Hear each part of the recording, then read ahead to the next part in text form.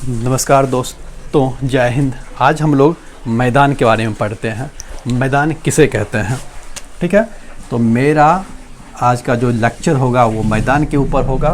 मैदान में हम लोग समझेंगे कि मैदान का निर्माण कैसे होता है, उष्णकटिबंधीय घास के मैदान किसे कहते हैं, शीतोष्णकटिबंधीय घास के मैदान किसे कहते हैं, कितना डिग्री बारिश होना चाहिए तो शीतोष्ण घास के मैदान कहेंगे, उष्णकटिबंधीय घास के मैदान कहेंगे, किस महादेश में कौन से घास के मैदान पाए जाते हैं, ये सबसे ज़्यादा इम्पॉर्टेंट क्वेश्चन है। तो आज हम लोग पढ़ते हैं मैदान के बारे में, ठीक है। तो ध्यान दीजिएगा, हम लोग का टॉपिक है आज क्या, मैदान। सबसे पहले हम लोग पढ़ते हैं कि मैदान का निर्माण कैसे होता है। इससे पहले हम लोगों ने पर्वत को देखा, पठार को देखा। अब मेरा टॉपिक जो है वो क्या है, मैदान। पृथ्वी के दो भूभाग, एक जलमंडल, ये पृथ्वी है, इसके दो भूभाग, एक जलमंडल, एक स्थल मंडल। स्थल मंडल के तीन भाग, पर्वत, पठार, मैदान, ये दोनों कवर कर चुके हैं। अब हम लोग क्या पढ़ रहे हैं, मैदान। मैदान जो पढ़ रहे हैं हम लोग, तो मैदान का 41% भाग मैदान ही है स्थल मंडल का, जिस पे 90% जनसंख्या निवास करती है। ये आपको बार बार बता रहे हैं, एग्जाम में पूछा जाता है। इसलिए मैदान का जो निर्माण होता है वो कईयों तरह से होते हैं। जैसे सिंपल बेसिस में सिंपल अब जो आप समझिएगा, तो देखिए जैसे जलोढ़ मैदान, पहले हम लोग समझते हैं जलोढ़ मैदान के, ठीक है। गुरूर में इंसान को इंसान समझ नहीं आता, और चढ़ जाओ अपने ही छत पे तो अपना मकान नज़र नहीं आता। ध्यान दीजिए, यहाँ जलोढ़ मैदान किसको कहते हैं, जब नदी अपने द्वारा बहाए के मिट्टी को एक किनारे में जमा करते हुए निकलती है, उस मिट्टी को हम लोग कहते हैं जलोढ़ मृदा। जैसे गंगा, ब्रह्मपुत्र, कोसी, ठीक है, महानदी, ये सारी जितनी भी नदी है जो अपने साथ मिट्टी जो अपने जमा करते हुए जाती है अपने किनारों में, उसको कहते हैं हम लोग जलोढ़ मृदा। जलोढ़ मृदा दो प्रकार के होते हैं, एक होता है खादर, एक होता है बांगर। खादर बांगर में कोई फर्क नहीं, नया को खादर कहेंगे, बांगर पुराना मिट्टी को बांगर कहेंगे। अगर मान लीजिए नदी हर साल बाढ़ आती है, कोसी में हर साल बाढ़ आती है, और कोसी नदी अपने द्वारा हर साल जलोढ़ मिट्टी लाती है, तो उस प्रकार की जलोढ़ मिट्टी को हम लोग कहेंगे क्या, खादर जलोढ़ मिट्टी, क्योंकि नहीं है। अब मान लीजिए कोसी इधर जाने के बजाय हर साल इधर जाती थी, अब कोसी ने अपना रास्ता चेंज कर दिया और कोसी किधर बने लगी, इस तरफ। तो ये पुरानी मिट्टी जो बहुत पुरानी हो चुकी है, जो खादर मिट्टी थी बहुत पुरानी हो गई, इसको हम लोग कहेंगे क्या, बांगर मिट्टी। अब जहाँ पे नदी अपना रास्ता मोड़ी, वहाँ पर नदी जो नई मिट्टी जमा करेगी, जो जलोढ़ मृदा जमा करेगी, उसको हम लोग कहेंगे क्या, खादर। तो जो नया नया होते रहे खादर, जो बहुत पुराना हो जाए मिट्टी जलोढ़ मृदा, उसको हम लोग क्या कहते हैं, बांगर मृदा। ये चीज़ समझ गए। तो इस तरह से नदी भी मैदान का निर्माण करती है, और नदी के द्वारा बनाया गया मैदान बहुत उपजाऊ होता है, बहुत ज़्यादा। आप लोग देखिएगा कि पहले जो लोग बसते थे नदी के किनारे ही बसते थे, ठीक है। दूसरा हम लोग देखते हैं हिमानी मैदान। हिमानी मैदान, हिमानी मतलब बर्फ़ का मैदान। हिमानी मतलब बर्फ़ों का मैदान, बर्फ़ हो गया। जैसे लद्दाख क्या है, बर्फ़ ही बर्फ़ है। अटलांटिक क्या है, बर्फ़ ही बर्फ़ है। जहाँ बर्फ़ हो, और आजकल तो कहीं ना कहीं आदमी बर्फ़ पे भी रहने लगा है, सुरक्षा की दृष्टि से, कि दूसरे देश के आक्रमण ना हो जाए, उससे पहले अपना सेना तैनात कर दिया जाता है। उस तरह के मैदान को कहते हैं हम लोग क्या, जैसे हिमानी मैदान। जैसे लद्दाख का मैदान क्या है, हिमानी मैदान है। दूसरा हो चुका था, ये हो गया तीसरा हम लोग समझते हैं कर्स्ट मैदान। जैसे नदियाँ अक्सर पहाड़ों से निकलती हैं और अक्सर ने हमेशा जाती है कहाँ, बंगाल खाड़ी या महासागरों में समाती हैं, उसका मुहाना ही क्या है, महासागर या सागर। तो इसी तरह से जब पहाड़ों से नदियाँ गुजरती है, जब पहाड़ों से नदियाँ आती है, तो अपने साथ वो पत्थरों के टुकड़े लेके आती हैं। जब पत्थर के टुकड़े उसके साथ नीचे बिछ जाती है, जिसको हम लोग भावर प्रदेश कहते हैं, भावर के बाद तराई प्रदेश आता है, वो सभी जो मैदानी भाग बनता है उसको हम लोग क्या कहते हैं, क्रस्ट मैदान। चौथा हो गया आपका लोएस्ट मैदान।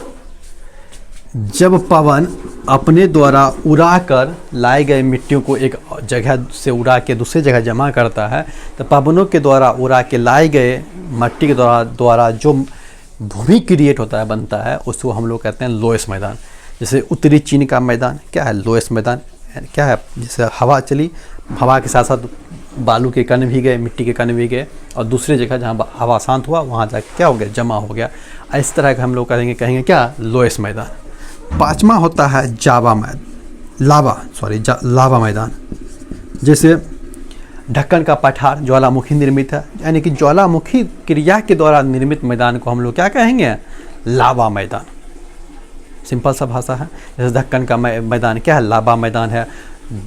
जैसे इंडोनेशिया में है जावा द्वीप, क्या है, लावा निर्मित है। तो जावा द्वीप जो है लावा निर्मित है। जावा द्वीप को हम लोग ऊपर से देखिएगा लगेगा कि मधुमक्खियों का मधुमक्खी तरह आदमी है वहाँ पे है, बहुत ज़्यादा घनत्व है वहाँ, डेंसिटी बहुत ज़्यादा है, इसीलिए उसको हम लोग कहते हैं मक्खियों का द्वीप। मधुमक्खियों का द्वीप किसको कहते हैं, जावा द्वीप को।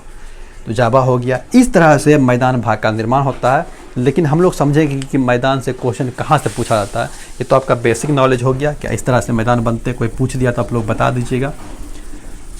वो पक्षी जिनमें उड़ने की इच्छा अथवा उत्साह नहीं, वो जीवित होकर भी बेजान नज़र आता है। वो जीवित होकर भी क्या होता है, बेजान नज़र आता है।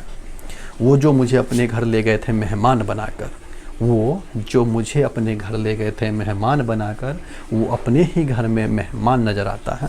आगे देखिए, यहाँ देखिए, होता है क्या कि आपको हम लोग पढ़ाए थे, इसको कहते हैं काल्पनिक ग्लोब।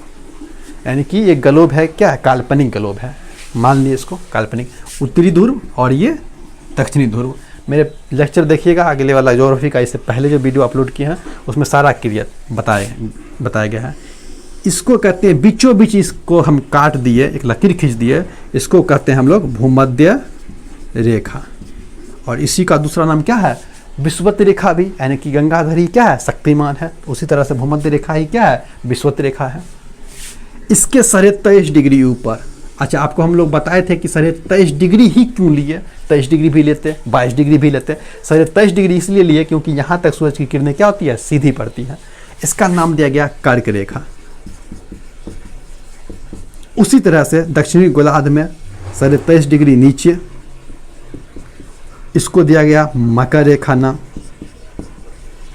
23.5 डिग्री इसलिए लिए क्योंकि यहाँ तक सूरज की किरणें सीधी पड़ती है। ये सब बात आपको बता चुके हैं। तो 0 से लेकर 23.5 डिग्री दक्षिणी गोलार्ध और 0 से लेकर 23.5 डिग्री उत्तरी गोलार्ध के भाग को हम लोग कहते हैं, यहाँ तक सूरज की किरणें जो सीधी न पड़ती है, और यहाँ तो 12 माह सीधी किरणें पड़ती है 0 डिग्री पे, इसको कहते हैं हम लोग उष्ण। ये क्या रहेगा, हमेशा गर्म रहेगा। इसको हम लोग कहते हैं उष्ण। अच्छा, जब ये हम लोग क्या खींच रहे हैं, इसको अक्षांश बोलेंगे। तो भूमध्य रेखा से ऊपर 90 अक्षांश, भूमध्य रेखा से नीचे 90 अक्षांश। तो 90 90 180 या एक भूमध्य रेखा वाला 181 अक्षांश बताए थे आपको। 181 अक्षांश जो आपको बताए थे, अगर इस दोनों का आप बिंदा मान लीजिएगा, क्या है कि यहाँ पे क्या होगा, एक बिंदा, कि वो बिंदी हो गया तो रेखा नहीं कहलाएगा कभी भी बिंदा। उसको -2 करिएगा तो 179 क्या हो गया, अक्षांश हो गया। पर अक्षांश के बीच में जो रेखा खींचेंगे हम हर डिग्री के बाद, जो 90 डिग्री, 1 डिग्री 2 डिग्री ऐसे जो ऊपर जाते हैं हम लोग, तो उसके बीच हर डिग्री के बीच में 111 किलोमीटर का अंतर होता है। और उस बीच की दूरी को हम लोग कहते हैं जोन, इंग्लिश में। हिंदी में क्या कहते हैं, कटिबंध। तो इसी को हम लोग कहते हैं उष्ण कटिबंधीय। तो क्या हो गया, ये उष्ण कटिबंधीय 0 से 23.5 डिग्री के बीच के कहते हैं उष्ण कटिबंधीय। यहाँ पर 100 सेंटीमीटर की औसतन बारिश है। औसतन बारिश जो है ना 100 डिग्री सेंटीमीटर के आसपास है, इसीलिए इसको कहते हैं उष्ण कटिबंधीय भाग। अब हम लोग देखें कि सूरज की किरणें कहाँ तक तिरछी पड़ती हैं। तो यहाँ से हम लोग 66 डिग्री गए, तो यहाँ तक देखें कि सूरज की किरणें सीधी पड़ती है, तिरछी पड़ती है। फिर यहाँ तक देखें, यहाँ तक तिरछी पड़ती है 66 डिग्री। यहाँ तक तो सीधी है, यहाँ तक क्या, तिरछी। तो इसको नाम दिया गया है आर्कटिक रेखा, क्योंकि ऊपर क्या है, आर्कटिक महासागर है, नीचे है क्या, अंटार्कटिका। अंटार्कटिका रेखा इसको नाम दिया गया, क्योंकि नीचे क्या है, बर्फों से ढका हुआ एक महादेश है जिसको हम लोग क्या बोलते हैं, अंटार्कटिका महादेश। तो इस तरह से अब ये जो भाग हो गया 23.5 डिग्री से 66.5 डिग्री के बीच का भाग, इसको हम लोग कहते हैं क्या, शीतोष्ण। शीतोष्ण। अब कटिबंधीय, बीच की दूरी क्या होगा, कटिबंधीय। शीतोष्ण कटिबंधीय, इसको क्या कहेंगे, शीतोष्ण कटिबंधीय। तो ये हो गया आपका शीतोष्ण कटिबंधीय, शीतोष्ण कटिबंधीय। ये आपका हो गया 0 से 23.5 क्या, उष्ण कटिबंधीय। ठीक है। 25 डिग्री से 75 सेंटीमीटर तक औसतन बारिश होता है यहाँ पर। तो यहाँ पे जो घास पाया जाएगा उसको हम लोग कहेंगे शीतोष्ण घास के मैदान, और जो इस बीच में पाया जाएगा उसको हम लोग कहेंगे उष्ण घास के मैदान। तो आप लोग को यही याद नहीं रखना है कि किस घास का मैदान किस महादेश में, बल्कि आपको ये भी साथ साथ याद रखना है कि वो घास का मैदान जो है वो वाला, वो उष्ण है कि शीतोष्ण है, ये याद रखिएगा। तो हम लोग 10-12 घास के मैदान जो इम्पोर्टेंट है एग्जाम के भी उसको हम लोग पढ़ते हैं।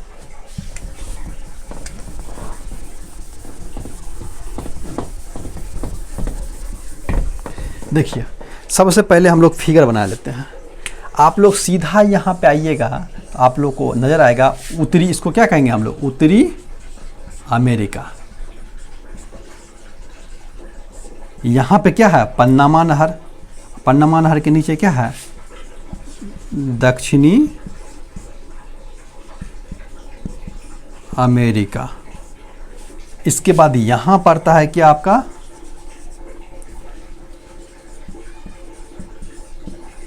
अफ्रीका, और ये वाला भाग आपका आ गया क्या, यूरोप, और ये वाला सटा सटा हुआ क्या है, एशिया।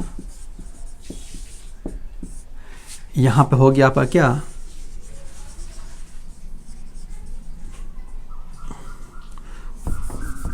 यहाँ पे किया ऑस्ट्रेलिया। यहाँ पे देख लीजिए न्यूजीलैंड, न्यूजीलैंड। और ये क्या है यहाँ पे, अंटार्कटिका जो बर्फ़ों से ढका हुआ है। इस तरह से आपका सबसे बड़ा एशिया, उसके बाद अफ्रीका 2, 3, 4, 5, 6, और एक ये हो गया अंटार्कटिका। न्यूजीलैंड तो देश है इसलिए इसमें महादेश में गिनती नहीं करेंगे, ये आपको एक मैप के द्वारा। तो इसको आप समझ लीजिए कि एक तरह से मैप ही है, इस तरह से बनता है सातों महादेश। ठीक है। तो हम लोग लिखते हैं जैसे अफ्रीका सबसे पहले पकड़ते हैं। अफ्रीका में 2 घास के मैदान को हमको पकड़ना है, एक उष्ण है, एक वो शीतोष्ण है। जैसे सवाना, सवाना घास का मैदान जो है अफ्रीका में है वो क्या है, उष्ण। तो उष्ण के लिए हम लोग सन का चित्र बना देते हैं, उष्ण है। तो सवाना घास के मैदान जो है उसके उत्तरी भाग में यानी कि ऊपर क्या है, सहारा मरुस्थल, जबकि दक्षिण में इसके है कालाहारी मरुस्थल। तो उसके बीच में पड़ता है सवाना घास का मैदान। तो सब आना, फ्री का खाना, अफ्रीका में फ्री का खाना है, सबको आना है। तो सवाना घास का मैदान कहाँ है, अफ्रीका में। ठीक है। एक घास का मैदान है वेल्ड, ये है शीतोष्ण घास के मैदान। ठीक है। तो बेल्ट में देखिए क्या होता है, जैसे साउथ अफ्रीका के बॉलर जैसे हमेशा डेल स्टेन बॉलिंग करेगा तो बोल्ड करता है। तो बोल्ड कहाँ से आया, साउथ अफ्रीका। ये नीचे वाला भाग को हम लोग क्या कहते हैं, अफ्रीका, उत्तरी अफ्रीका, दक्षिणी अफ्रीका। दक्षिणी अफ्रीका में बेल्ट घास का मैदान पड़ता है, और बेल्ट घास का मैदान जो है ये सोने के लिए बहुत प्रसिद्ध है। जैसे जोहानिसबर्ग सोने के लिए प्रसिद्ध है, वो भी कहाँ है, बेल्ट घास के मैदान में पड़ता है। ठीक है। तो अफ्रीका से 2 हम लोग पढ़े। उसके बाद आते हैं एशिया, यूरोप। दोनों को मिला के हम लोग यूरेशिया पढ़ते हैं। और यूरेशिया में एक घास का मैदान है जो कि अक्सर एग्जाम में पूछा जाता है, स्टेपीज घास का मैदान। और स्टेपीज घास का मैदान जो है ये यूक्रेन से रूस तक फैला हुआ है। यूक्रेन जो देश है उससे कहाँ तक फैला है, रूस तक फैला है। तो यूक्रेन से रूस तक फैला है स्टेपीज घास का मैदान। तो यूरोप और एशिया को मिला के स्टेपल कर दीजिएगा तो क्या बनेगा, स्टेपीज घास का मैदान कहाँ है, यूरोप और एशिया में। एक यहाँ से हो गया। ऑस्ट्रेलिया में जो घास का मैदान है वो है डाउन्स, सबसे नीचे क्या है डाउन्स। यहाँ तो है नहीं क्योंकि यहाँ बर्फ़ ही बर्फ़ है, ठीक है। जब यहाँ पे बर्फ़ ही बर्फ़ है तो यहाँ तो ना पठार है ना पर्वत है, कुछ भी नहीं है। तो इसमें डाउन्स क्या है ऑस्ट्रेलिया। ऑस्ट्रेलिया में जो घास का मैदान है उसका नाम है डाउन्स। और डाउन्स घास का मैदान जो है ये है क्या उष्णकटिबंधीय, होगा कभी उष्णकटिबंधीय। अफ्रीका थोड़ा सा यहाँ पे बनाना चाहिए था ऑस्ट्रेलिया। ये क्या होगा डाउन्स घास का मैदान क्या हो गया शीतोष्ण होगा ये, ठीक है, उष्ण होगा क्योंकि उत्तरी भूमध्य यहीं पे पड़ेगा ना। डाउन्स क्या होगा घास का मैदान। तो डाउन्स हो गया कहाँ पड़ेगा ऑस्ट्रेलिया में, ठीक है। तो देखिएगा डाउन्स घास का, ऑस्ट्रेलिया को कंगारुओं का देश कहा जाता है। सबसे बेसी कंगारू का घनत्व जो है ये डाउन से घास के मैदान में पड़ता है, ठीक है। न्यूजीलैंड में वो है कैंटरबरी, कैंटरबरी घास का मैदान कहाँ है पड़ता है तो न्यूजीलैंड में। एशिया के पास है एगो श्रीलंका, यहाँ जैसे मान लीजिए इंडिया का नक्शा हो गया ये, तो यहाँ नीचे मोती तरह क्या है श्रीलंका। श्रीलंका में घास के मैदान को हम लोग बोलते हैं पटाना। पटाने के लिए कहाँ चलो इंडिया में तो कोई पटेगा नहीं, पटाने के लिए चलो श्रीलंका। तो श्रीलंका में घास के मैदान को बोलते हैं पटाना। और ये क्या है उष्ण कटिबंधीय घास के मैदान है। क्या है उष्ण कटिबंधीय घास के मैदान है कहाँ पटाना श्रीलंका में। इधर ही पड़ता है एगो हंगरी में, जो हंगरी है पूछताछ घास का मैदान। तो एक पूछताछ घास का मैदान कहाँ है हंगरी में, ये भी आपको याद रखिएगा। मेन हमको आप देखिए उत्तरी अमेरिका और दक्षिण अमेरिका में पढ़ना है। उत्तरी अमेरिका, अमेरिका सबसे शक्तिशाली देश, उससे सभी लोग प्रे करता है कि अमेरिका हम पे आक्रमण नहीं कर दे, इससे बचा के रखना। इसीलिए पेरी घास का मैदान कहाँ है यूएसए में। पेरी घास का मैदान कहाँ है यूएसए में। पेरी घास का क्या है मैदान है, ठीक है। तो पेरी घास का मैदान कैसे है शीतोष्ण कटिबंधीय घास का मैदान है कहाँ पेरी घास का मैदान। उसके बाद हम लोग देखते हैं दक्षिण अमेरिका में घास के मैदान जो है वो देखिए क्या है आपका लानोज, यहाँ 4-5 घास के मैदान पढ़ेंगे।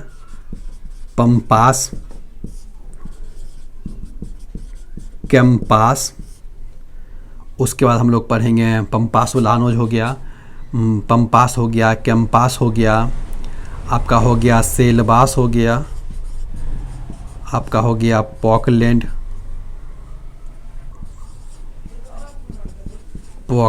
ठीक है। 1 2 3 4 5। तो ये 5 जो घास के मैदान हम लोग पढ़ेंगे, इस 5 के घास के मैदान में सिर्फ एक पम्पास को हम लोग यहाँ पर पॉकलैंड लिख देते हैं। यहाँ पर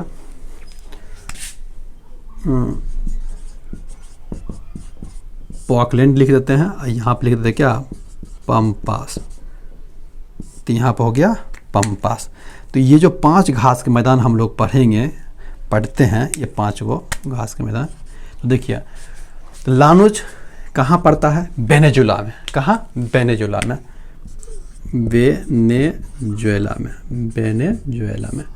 तो ये सबसे लंबी घास के मैदान कहाँ कौन है लानोज ही। नाक सबसे लंबा, सबसे बेसी घास का लंबी घास का मैदान लानोज वेनेजुला में, ठीक है।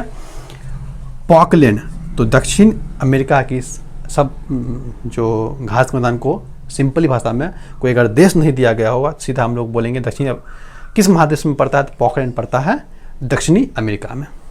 कैंपास अर्जेंटीना और ब्राज़ील देश के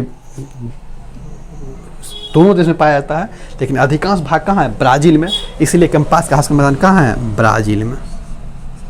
और ये सब क्या है उष्णकटिबंधीय, ये भी उष्णकटिबंधीय, लानोज भी उष्णकटिबंधीय, पॉकलैंड भी क्या है उष्णकटिबंधीय, सेलबास भी क्या है उष्णकटिबंधीय। और ये घास का मैदान कहाँ है तो अमेजन नदी जो सबसे चौड़ी घाटी है, विश्व की सबसे चौड़ी नदी अमेजन नदी। और अमेजन नदी के जो किनारे जो घास के मैदान पाए जाते हैं उसके हम लोग कहते हैं सेलबास घास का मैदान, जो कि पाया जाता है दक्षिणी अमेरिका में। पम्पास ये है शीतोष्ण। पम्पास बहुत अर्जेंट है, हमको क्या चाहिए पंप चाहिए। तो कहाँ पड़ता है पम्पास घास के मैदान तो अर्जेंटीना में। पम्पास घास के मैदान कहाँ पड़ता है अर्जेंटीना में। देखिए 1 2 3 4 5 6 7, 8, 9, 10, 11, 12, 13, ये 13 तरह के घास के मैदान को आप लोग को याद कर लीजिएगा। बहुत सिंपल चीज़ है, इसको आप याद रखिएगा कि पेरी घास का मैदान उत्तरी अमेरिका USA में। पेरी घास के मैदान इसलिए फेमस है क्योंकि अमेरिका के जो रॉकी पर्वत पर आए थे, रॉकी पर्वत जो हवा चलती है रातों में, वो जो रात्रि हवा होती है उसको चिनूक कहते हैं, और चिनूक नाम का हेलीकॉप्टर भी बना चुका है जो इंडिया में है, ठीक है। तो विदेशों से खरीदे हम लोग। तो उस जो घास जो हवा आती है चिनूक हवा का, वहाँ पे बहुत ज़्यादा विकसित होता है, घास की लंबाई बढ़ती है, और सबसे बेसी मांसों का निर्यात करने वाला जो होता है USA का जो क्या कहते हैं शहर है वो है शिकागो, जहाँ पे स्वामी विवेकानंद क्या दिए थे, भाषण दिए थे 0 टाइम पे। तो वही पेरी घास का मैदान है, और इसी कारण उत्तरी अमेरिका को हम लोग गेहूं का कटोरा भी कहते हैं। लानोज वेनेजुला, पॉकलैंड दक्षिण अमेरिका, कैंपास ब्राज़ील, सेल्वास सब कहाँ पे है, यहाँ पे। तो दक्षिण अमेरिका को आपको ध्यान में रखना है, ये भी ध्यान में रखना है कौन सा शीतोष्ण, देखिए उष्णकटिबंधीय सवाना हो गया, लानोज हो गया, पॉकलैंड हो गया, कैंपास हो गया, सेल्वास हो गया, ठीक है। और एक क्या हो गया आपका, तो 1, 2, 3, 4, 5 वो पुस्ताज 6 हो गया, इतना याद रखिएगा। और जो हमारे यहाँ काली मिट्टी पाई जाती है उसको हम लोग रेगुल मिट्टी भी कहते हैं, काली मिट्टी भी कहते हैं। वो क्या होता है, बेसाल्ट चट्टान से निर्मित होती है, लेकिन जो दूसरे देशों में पाए जाते हैं काली मिट्टी उसको हम लोग चार नोजम कहते हैं। क्या कहते हैं, चार नोजम। तो आपको पूछेगा चार नोजम से आप क्या समझते हैं, तो विदेशों में पानी जाने वाली काली मिट्टी को हम लोग क्या कहते हैं, चार नोजम। मास्क पहन कर रखिए, हाथ को सैनिटाइजर करिए, और जितना दिन तक पैर घर में जमा कर रखिएगा जीवन उतना ही ज़्यादा सुरक्षित होगा। जय हिंद।